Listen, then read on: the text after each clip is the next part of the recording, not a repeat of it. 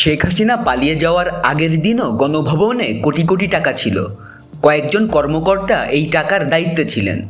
নির্ভরযোগ্য একাধিক সূত্র মানবজমিনকে এই তথ্য নিশ্চিত করেছে। ৪ আগস্ট রাতে ক্ষমতাচ্যুত প্রধানমন্ত্রী শেখ হাসিনা একাধিক নেতা ও নিরাপত্তা সংশ্লিষ্ট ব্যক্তির সঙ্গে বৈঠক করেন।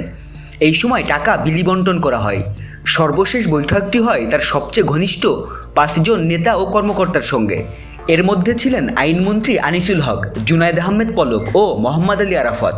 এছাড়া ছিলেন মেজর জেনারেল জিয়াউল হাসান। সেই বৈঠকে হাসিনা সার্বিক পরিস্থিতি পর্যালোচনা করেন, বলেন আর অপেক্ষা নয়, আর আপোষ নয়, নির্বিচারে গুলি চালিয়ে পরিস্থিতি শান্ত করতে হবে। বৈঠকে যোগ দেন আইজিপি চৌধুরী আবদুল্লাহ আল মামুন।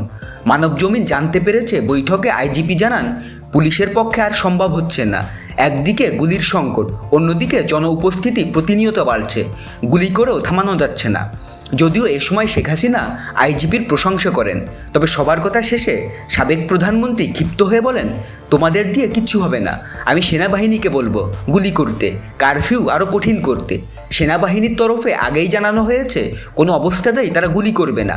হাসিনা এটা শোনার পর কোনো একজন কর্মকর্তাকে লক্ষ্য করে বলেন, আমি তোমাদের জন্য কী না করেছি, তোমরা এখন সবাই গা বাঁচানোর চেষ্টা করছো, যা করার আমিই করব। হাসিনা তখন আরও বলেন, সেনাবাহিনী মার্শাল ল দিচ্ছে না কেন, তাহলে তো পরিস্থিতি ঠান্ডা হয়ে যাবে। মানবজমিন এটাও জানতে পেরেছে, সেনাপ্রধান জেনারেল ওয়াকারুজ্জামান আগেই জানিয়ে দিয়েছিলেন মার্শাল লর পক্ষে তার সাই নেই। মার্শাল ল দিয়ে পরিস্থিতি ঠান্ডা করার সম্ভব নাও হতে পারে। এছাড়া বিশ্ব পরিস্থিতিও মার্শাল লর অনুকূলে নয়। এখানেই বৈঠক শেষ হয়। একাধিক সূত্র নিশ্চিত করেছে, আন্দোলনকে বিপদগামী করতে টাকা ছড়ানোর সিদ্ধান্ত নেওয়া হয়। তখন গণভবনে গচ্ছিত টাকা দেওয়া হয় নির্দিষ্ট ব্যক্তিদের কাছে। পরদিন পালিয়ে যান শেখ হাসিনা। এই সময় গণভবন লুট হয়, লুটকারীরা টাকাও নিয়ে যায়। তবে কত কোটি টাকা ছিল জানা সম্ভব হয়নি। ৫৫ লাখ টাকা উদ্ধার করে সেনাবাহিনীর হাতে দেয় জনতা। তো বন্ধুরা, ভিডিওটি নিয়ে কোনো মন্তব্য থাকলে কমেন্টে জানান, আর আমাদের চ্যানেলে নতুন হলে সাবস্ক্রাইব করুন। ধন্যবাদ সবাইকে।